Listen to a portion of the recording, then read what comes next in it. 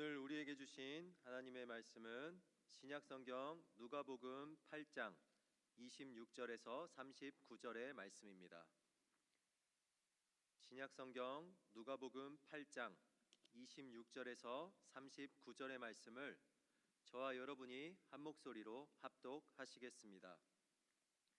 그들이 갈릴리 맞은편 거라사인의 땅에 이르러 예수께서 육지에 내리심에 그 도시 사람으로서 귀신 들린 자 하나가 예수를 만나니 그 사람은 오래 옷을 입지 아니하며 집에 거하지도 아니하고 무덤 사이에 거하는 자라. 예수를 보고 부르짖으며 그 앞에 엎드려 큰 소리로 불러 이르되 지극히 높으신 하나님의 아들 예수여, 당신이 나와 무슨 상관이 있나이까? 당신께 구하노니 나를 괴롭게 하지 마옵소서 하니, 이는 예수께서 이미 더러운 귀신을 명하사 그 사람에게서 나오라 하셨음이라. 귀신이 가끔 그 사람을 붙잡음으로 그를 쇠사슬과 고랑에 매어 지켰으되 그 맨 것을 끊고 귀신에게 몰려 광야로 나갔더라.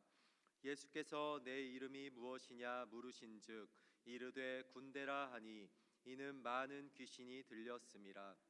무적행으로 들어가라 하지 마시기를 간구하더니 마침 그곳에 많은 돼지떼가 산에서 먹고 있는지라.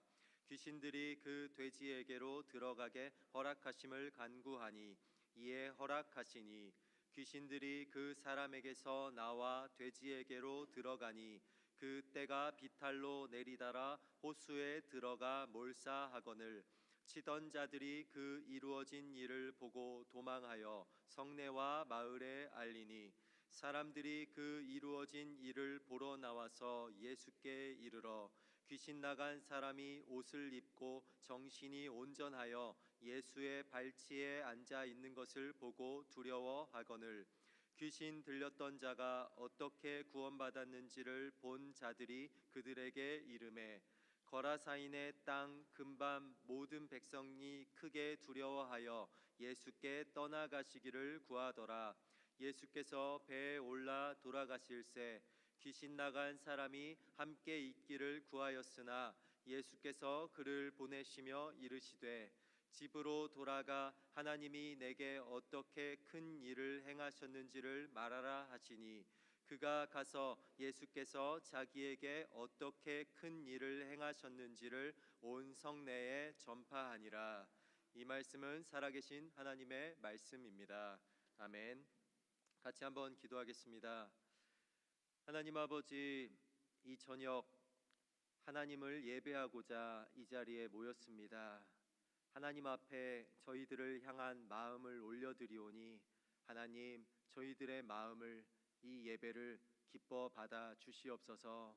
하나님, 이곳에 모인 하나님의 자녀들에게 하나님의 말씀을 부족한 종을 사용하셔서 전하여 주시고 하나님께서 주신 그 말씀 붙잡고 저희가 또 한 주간 살아갈 수 있는 힘을 얻게 하여 주시옵소서. 예수님의 이름으로 기도드립니다. 아멘. 할렐루야. 네, 식사는 하고 오셨습니까? 예, 지금 직장 끝나고 바로 오신 분들도 계시죠. 우리 수요 찬양팀은 식사를 잘 못하고 오셨을 것 같아요.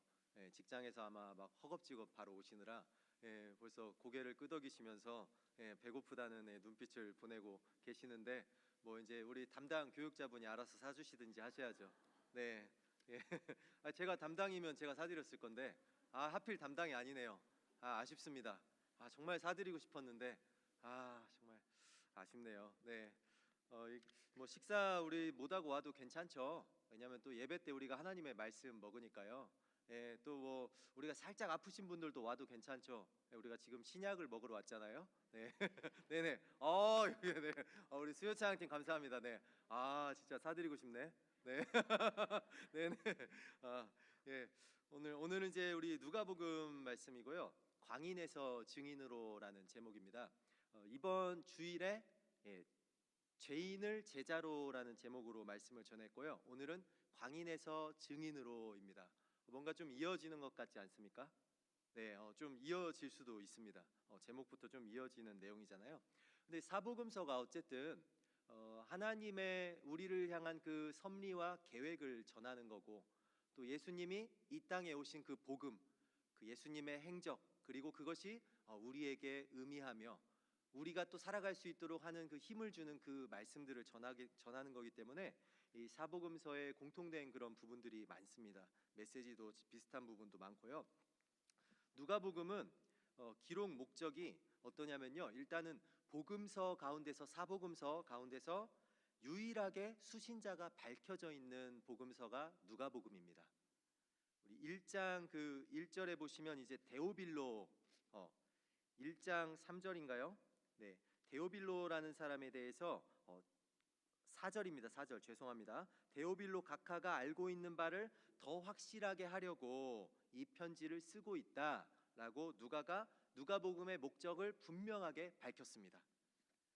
그리고 또 우리 중에 이루어진 사실에 대하여 1장 1절에서 2절을 보시면 처음부터 목격자와 말씀에 일꾼된 자들이 전하여 준 그대로 내력을 저술하려고 붓을 든 사람이 많은지라라고 누가가 기록하고 있습니다. 그 붓을 든 사람이 많은 그 사람 중에 한 사람이 누구입니까? 누가입니다. 예. 그래서 이 일을 기록하려고 붓을 든 사람이 많은데 그 중에 한 사람이 나고 나는 이 데오빌로라는 이제 기독교에 막 입교한 입교자거든요. 우리로 치면은 세가족, 그 세가족인 데오빌로 각하에게 어떤 로마의 관리였던 것으로 보이는 이 세가족에게 누가가 알고 있는 그 바를 더 확실하게 그에게 전달하기 위해서 이 복음서를, 이 편지를 쓰고 있다라고 누가가 목적을 분명하게 밝혔습니다. 오늘날 시대가 물량주의와 외형주의 이런 시대입니다. 외형주의는 뭐냐면 외형을 크고 화려하게 해서 마치 다 좋은 것처럼 보이게 하는 것, 이것을 외형주의라고 합니다. 그런데 이런 시대에서 한 영혼을 향한 수고는 쉽지 않습니다. 왜냐하면 물량주의와 외형주의가 그 목적하는 건 무엇입니까? 더 많고 효율적인 것, 이것을 위해서 최대한 부풀리고 최대한 많은 사람들에게 가서 이익을 내려 하는 것, 이것이기 때문에 한 영혼을 향한 수고는 쉽지도 않고 또 오늘날의 시대에는 맞지도 않습니다. 그런데 지금 누가복음은 어떻습니까? 한 사람을 위해서 많은 분량의 편지를 썼다는 것 자체가 복음이 무엇인지를 이미 설명해주고 있습니다. 이 신약 성경에서요, 누가복음과 사도행전의 분량이 가장 많습니다. 다른 바울 서신도 그렇고요, 다른 복음서도 그렇고요, 그 모든 걸 합해도 누가복음과 사도행전 분량이 제일 많습니다. 그런데 무엇입니까? 이 많은 분량을 누가복음은 누가가 그 목적에서 분명히 밝히는 대로 지금 누구를 위해 쓴 겁니까? 데오빌로 각하 한 사람을 위해서 이 복음, 한 영혼을 위해서 이 복음을 기록했다라고 누가는 말하고 있습니다. 이 많은 분량을, 이것은 무엇을 말합니까? 한 영혼의 구원을 위해서 한 평생을 바친 이들의 헌신을 우리가 폄하해서는 안 된다는 걸 우리에게 말해줍니다. 그것을 무능하다고 하거나 낭비라고 해서도 안 된다는 걸 우리에게 말해줍니다. 한국교회가 많이 세속화됐죠. 그러면서 우리 아까 시대가 추구하는 그런 물량주의, 외형주의, 그 외형적 성장에 몰두했죠. 그러는 동안 어떤 일들이 일어났습니까? 신천지 같은 이단이 급속도로 커버렸습니다. 우리가 말씀에 집중하지 않고 또 말씀으로 나가는 것에 우리가 집중하지 않다 보니까 이단들이 폭발적으로 커버렸어요. 그리고 어땠습니까? 정작 성도들은, 교회는 컸는데 성도들의 영적 성장은 크게 이루어지지 않았습니다. 말씀과 복음으로부터 멀어지고 또 성경에 무지한 성경 문맹 성도가 오히려 늘어나게 된 지금의 현실입니다. 데오빌로는 앞서 설명한 것처럼 입교자였습니다. 세가족입니다. 세가족. 신앙에 입문한 지 얼마 안 됐습니다. 그런데 어떻습니까? 누가는 이 입교자를 위한 교육도 교회 외형이나 교회 밖 전도 못지않게 중요하다라고 누가가 강조하고 있는 겁니다. 교회 밖 전도도 중요하지만 교회 안에서 이런 입교자를 향한 교육도 그만큼 중요하다라고 누가가 밝히고 있는 거죠. 이 누가복음 1장 이 서두를 보면서 우리는 무엇을 읽을 수 있어야 되겠습니까?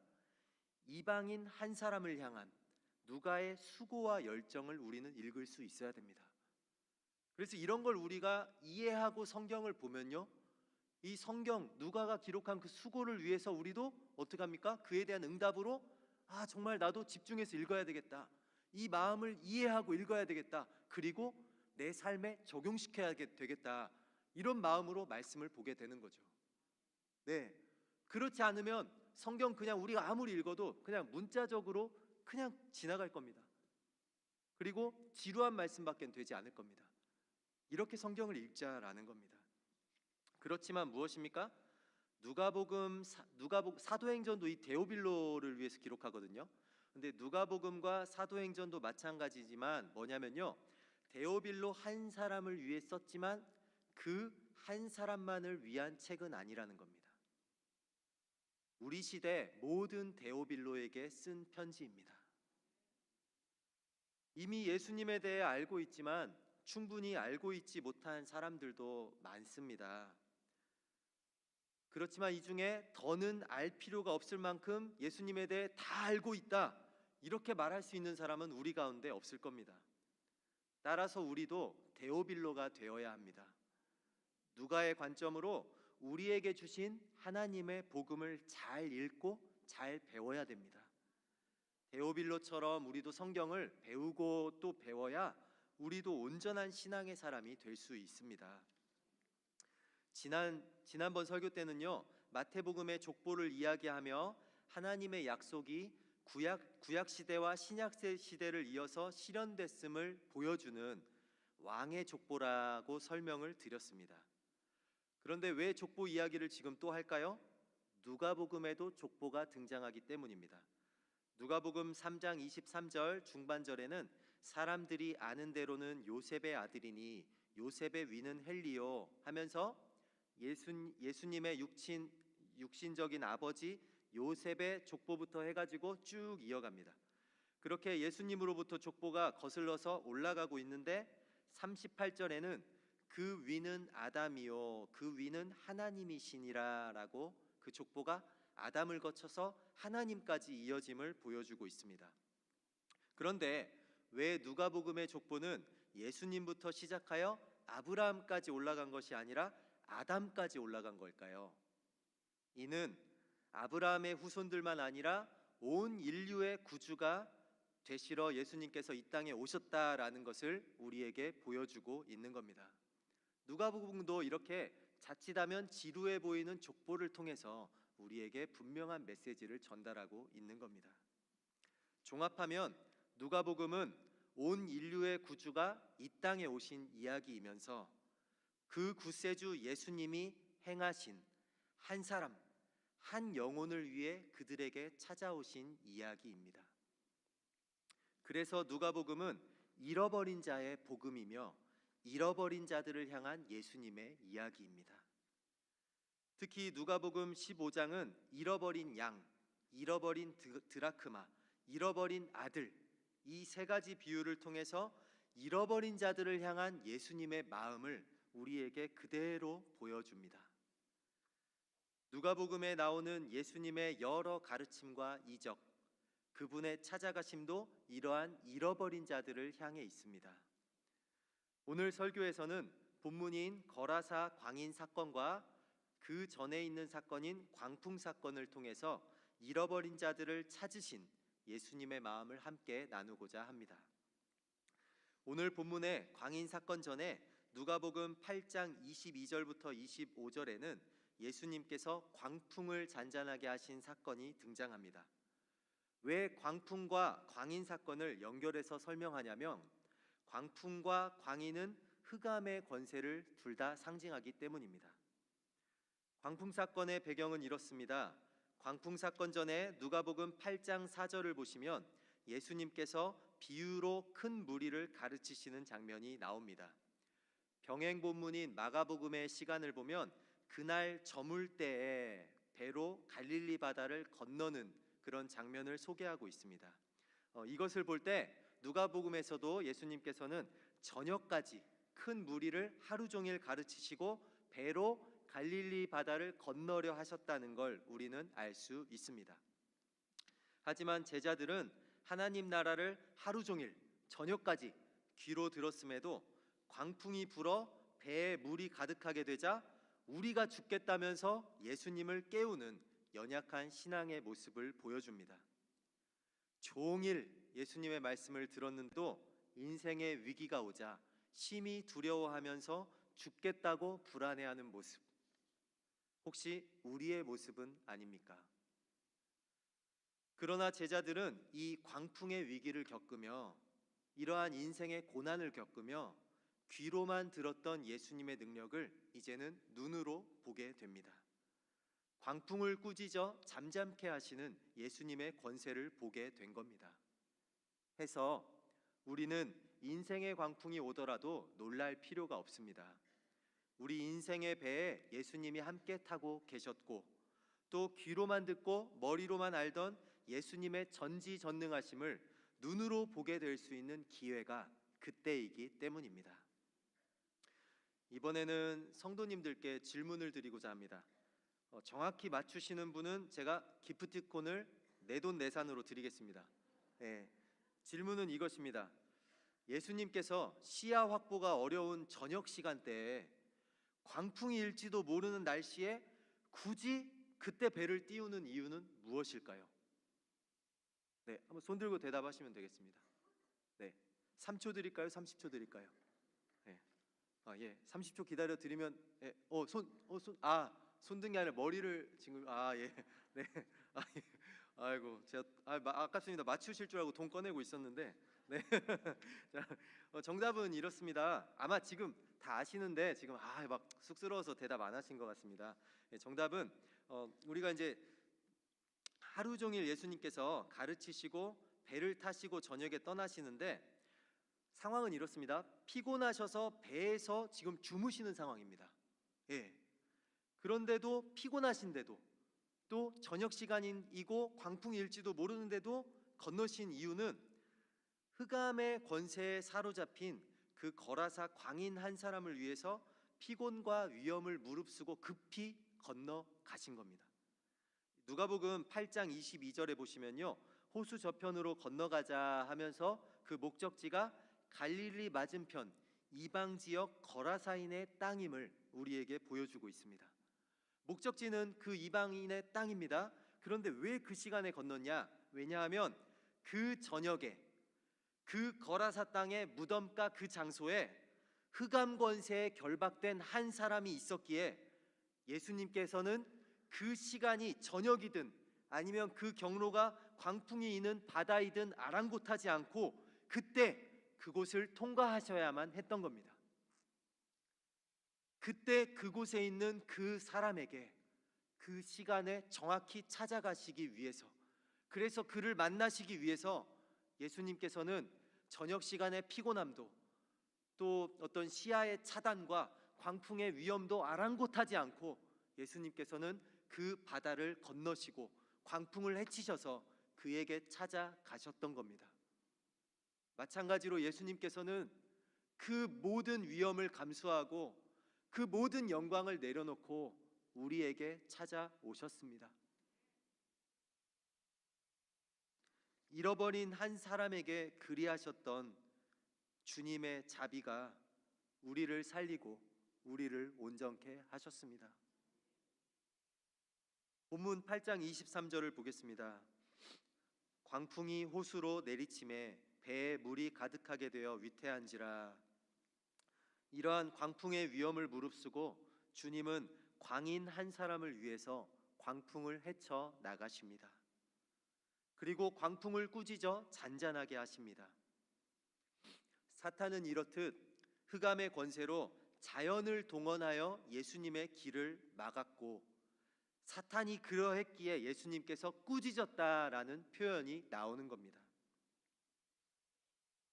예수님께서는 사탄을 꾸짖어 광풍을 잔잔하게 하심으로 제자들의 흔들리는 신앙도 꾸짖어 일깨워 주셨던 겁니다. 흑암의 권세를 꾸짖어 잔잔하게 하신 예수님은 흑암의 권세에 사로잡힌 한 사람을 구원하기 위해서 마침내 광풍의 바다를 건너십니다. 이래서 우리가 성경을 부분적으로 보면 안 되고 성경을 이렇게 이어서 계속 봐야 하는 이유입니다. 이 광인에 대해서 누가복음은 자세히 묘사하고 있습니다. 그는 오래 옷을 입지 아니하고 무덤 사이에 거하는 귀신 들린 자이다 라고 성경은 우리에게 보여주고 있습니다. 이것은 아무도 접근을 자신에게 못하게 하는 자기 세계가 강하고 불안정한 그런 사람을 상징하고 있습니다. 또한 다른 것에 미쳐서 사는 것으로 하나님 떠난 불안을 해소하려 하는 사람을 상징합니다. 요즘 세상이 어떻습니까? 또 우리는 어떻습니까? 뭔가 저마다에 미쳐서 살아가고 있지 않습니까? 나는 광인이 아니라고 생각하지만 내가 지금 집중하고 사랑하고 있는 그것, 내가 지금 의지하고 있는 것에 미쳐서 살아가는 나, 그러면서도 나는 미쳐 살고 있지 않다, 나는 광인이 아니다 라고 말하고 있는 나, 혹시 그게 지금 나는 아닙니까? 이 유대인들이 부정하게 여기는 이방 땅으로 광풍을 뚫고 가신 주님은 이방인들마저 부정하게 여기는 이방인 광인을 만나 주십니다. 그리고 귀신을 쫓아내심으로 흑암의 권세를 그에게서 쫓아내 주십니다. 천하보다 한 영혼을 귀히 보는 이 예수님이 불편한 사람들이 있었습니다. 누구입니까? 본문에 등장하는 그 거라사 지역의 동네 사람들이었습니다. 왜 그렇습니까? 자신들의 가치관과는 예수님이 맞지 않았던 겁니다. 자신들은 지금 돈에 미쳐 있는데 예수님은 그 자신들의 돈에 커다란 손해를 주었습니다. 자신들이 공동으로 위탁하여 기르고 있던 그 마을의 돼지, 자신들의 소유였던 그 돼지에게 예수님이 쫓아낸 군대 귀신이 향하여서 그 귀신들이 그 돼지가 물로 빠져서 몰사한 사건이 일어난 겁니다. 자신들의 재산이었던 돼지가 다 죽어버린 겁니다. 자신들이 미쳐있던 돈, 자신들이 소중하게 여기고 있던 돈을 예수님께서 다 없애버리신 겁니다. 한순간에. 그러니까 불편한 겁니다. 불평불만이 나오는 겁니다. 뭐가 있는데요? 예수님께서 그들 가운데 함께 하시는데도 그들의 입에서는 불평과 불만이 나오는 겁니다. 마침내 그들의 입은 무엇을 요구합니까? 예수님, 우리 마을에서 떠나주세요. 예수님은 우리와는 맞지 않습니다. 우리는 이미 큰 손해를 입었고 더 이상의 손해를 우리는 감수할 자신이 없습니다. 나에게서, 우리 마을에게서 지금 당장 떠나주세요. 예수님이 자신들에게 찾아오셨는데 더 많은 피해를 볼까봐 자신들이 미쳐있는 돈 때문에 마치 광인에게 그들이 했던 것처럼 광인 쫓듯이 예수님을 쫓아내고 있는 겁니다. 돈 때문에 자신들에게 찾아오신 왕을 몰아내는 사람들, 과연 누가 광인입니까? 무덤가의 광인보다 이들이 더 심각한 광인이 아닐까요? 우리도 이같이 무언가에 미쳐서 살아가고 있다면, 그래서 나에게 손해를 감수하라는 예수님의 그 말씀이 불편하다면, 그게 지금 이 무덤가의 광인보다 어쩌면 더한 광인의 모습이 내게 있는지도 모릅니다. 천하보다 한 영혼을 귀히 보는 예수님이 불편한 사람들입니다. 자신들은 천하를 얻기 위해서 한 영혼을 얼마든지 포기할 수 있는데 예수님은 한 영혼을 위해서 천하를 포기하려 하시니 이들은 예수님이 그래서 불편한 겁니다. 한 광인뿐 아니라 욕망과 돈에 미쳐서 살아가던 또 다른 광인들에게 찾아오신 구원자를 이들은 자신들과 맞지 않고 불편하다며 쫓아냅니다. 복음이, 예수님이 자기들에게 손해가 된다며 그분을 거절하고 쫓아내고 있는 겁니다.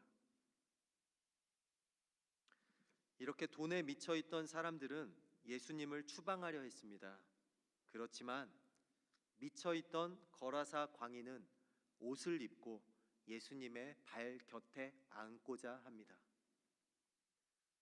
멀쩡한 것처럼 보였던 마을 사람들은 여전히 돈에 속박된 채로 살아가지만 흑암의 권세에 속박돼 있던 광인은 예수님께 구함을 받아 그 속박에서 해방되게 됩니다. 이것이 아이러니 아니겠습니까? 이것이 역설이죠. 자유를 누리게 된 그의 상태를 본문 35절은 귀신 나간 사람이 옷을 입고 정신이 온전하여 예수의 발치에 앉아 있었다라고 표현합니다. 누가복음 15장에 나오는 탕자의 아버지가 돌아온 탕자에게 옷을 입힌 본문에서 알 수 있듯이 옷을 입었다는 건 신분의 회복을 의미합니다. 예수님께서는 그를 자유하게 하셨을 뿐만 아니라 하나님의 백성으로 이방 광인을 회복해 주신 겁니다. 또한 회복된 광인이 마가복음을 보면 예수님의 곁에 있었다라고 나오는데 누가복음 오늘 본문은 예수의 발치에 앉아 있었다라고 표현합니다. 예수의 발치에 앉았다는 표현은 관용적인 표현으로 제자가 되었다라는 뜻입니다. 무슨 말입니까? 귀신의 제자가 예수님의 제자가 된 것입니다. 이 광인은 예수님의 은혜에 감격했습니다. 그래서 예수님과 함께하기를 원했습니다. 예수님의 발치에 앉아서 그분과 함께하며 그분의 제자가 되겠다라고 광인은 고백하고 있는 겁니다. 예수님은 그 고백을 일단 거절하십니다. 그러면서 그의 회복을 가족들에게 먼저 말하라고 말씀하십니다. 왜 그를 거절하셨을까요? 그는 가족들과 오래 떨어져서 광인으로 지내왔습니다. 그 부모의 마음에는 무엇이 있었겠습니까? 자녀에 대한 미안함과 상실감과 애틋함, 슬픔과 절망이 그 집에 그가 광인으로 있었던 그 기간 동안 계속해서 오랫동안 있었을 겁니다. 예수님께서는 그를 곧바로 제자로 데려가신 게 아니라 슬픔에 잠긴 그의 가족들에게 온전하게 된 그를 보내주십니다. 가족들에게 그를 보내셔서 그의 온전함을 알게 하고 함께 기뻐하게 하는 겁니다. 가족들의 마음까지도 생각하시면서 어루만지시고 계신 겁니다. 그런데 39절에 보시면 집으로 돌아가 하나님이 내게 어떻게 큰 일을 행하셨는지를 말하라 이렇게 돼 있는 이 단어가 마가복음에는 알리라라고 돼 있고 누가복음에는 말하라로 돼 있는데요. 이 단어는 처음부터 끝까지 자세히 이야기하라라는 뜻의 헬라어 단어입니다. 이 광인이었던 사람에게 예수님께서 뭐라 하시냐면 가족들에게 가서 처음부터 끝까지 이 큰 일을 내가 행하였다는 그 이야기를 그대로 알리라, 전하라라고 말씀하고 계신 겁니다. 광인이었던 사람은 예수님께서 말씀하신 그대로 순종하여 행했습니다. 자녀를 잃은 상실과 절망으로 주저앉아 있던 부모에게로 가서 자신을 이 사탄으로부터 이 사슬로부터 해방시켜준 예수님의 자비와 능력에 대해 있는 그대로 전했습니다. 자신을 자유하게 하신 구원자 예수 그리스도에 대해 전한 겁니다. 그의 가정에 예수님을 향한 감사와 하나님의 놀라운 사랑에 대한 찬양이 아마 그날 멈추지 않았을 겁니다. 가족들과 찬양을 멈추지 않던 이 사람은 이것으로 멈추지 않았습니다. 가족들에게만 예수님을 전했던 게 아니라 예수님께서 자신에게 어떻게 큰 일을 행하셨는지를 전하기 위해 마을 사람들과 온 성내 사람들에게로 나아간 겁니다. 39절 중반절입니다. 그가 가서 예수께서 자기에게 어떻게 큰 일을 행하셨는지를 온 성내에 전파하니라. 아멘. 그렇게 그는 구주 예수님이 행하신 큰 일을 전하기 위해 그동안 그를 피하고 외면해 왔던 사람들 가운데로 나아갑니다. 사람들을 늘 두렵게 했던 광인이 사람들을 놀라게 하는 예수님의 증인으로 변하게 된 것입니다. 가서 전하는 예수님의 증인, 이방 땅에 최초로 복음을 전하는 최초의 이방인 선교사가 된 것입니다. 공포를 주던 인생이 감동을 주는 인생으로 바뀐 겁니다. 이게 바로 복음의 능력이며 하나님 아들 예수 그리스도의 능력입니다. 예수님께 인간은 정죄해야 할 죄인이 아닙니다. 예수님께 인류는 찾아야 할 잃어버린 자입니다. 그 누구도 그 잃어버린 자에게서 예외는 없습니다. 사회에서 낙인 찍혀 상종조차 하지 않는 죄인도, 구제불능의 악인도, 의인이라 자처하는 위선자도, 다 가졌다고 생각하는 부자와 아무것도 없다고 느끼는 가난한 자도, 그리고 저마다 무언가에 미쳐 살아가는 오늘날의 광인들까지도 예수님께는 모두 잃어버린 자들입니다. 다 찾아야 하고 끝까지 찾아야 하고 목숨까지 내어주고 찾아야 할 소중한 존재들입니다. 누가복음은 그 잃어버린 자들의 이야기이며 잃어버린 양들을 찾으시는 목자의 이야기입니다. 그 이야기의 시작은 갈릴리 변방 나사렛이고 그 끝은 땅끝입니다. 자신이 광인인지 모르는 광인들은 여전히 광인으로 남았지만 한 광인은 한 증인으로 거듭나게 됩니다. 죄인을 제자로 부르신 예수님께서는 이제 광인을 증인으로 부르고 계십니다. 잃어버린 자들을 향한 예수님의 부르심에 거라사 광인처럼 응답하여 예수님의 증인으로 함께 살아가시겠습니까?